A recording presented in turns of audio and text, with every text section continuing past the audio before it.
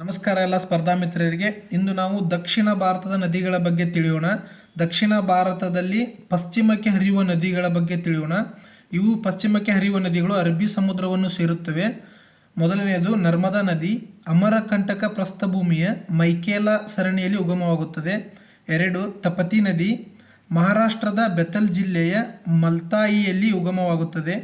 3 ಸಬರಮತಿ ದಕ್ಷಿಣ ಅರಾವಳಿಯ ಪರ್ವತಗಳ ಜೈ ಸಮುದ್ರದಲ್ಲಿ ಉಗಮವಾಗುತ್ತದೆ. 4 ಲೂನಿ ನದಿ ಅರಾವಳಿ ಪರ್ವತದ ಸಾಂಬಾರ್ ಪರ್ವತದ ಉತ್ತರದಲ್ಲಿರುವ ಅನಾಸಾಗರದಲ್ಲಿ ಉಗಮವಾಗುತ್ತದೆ.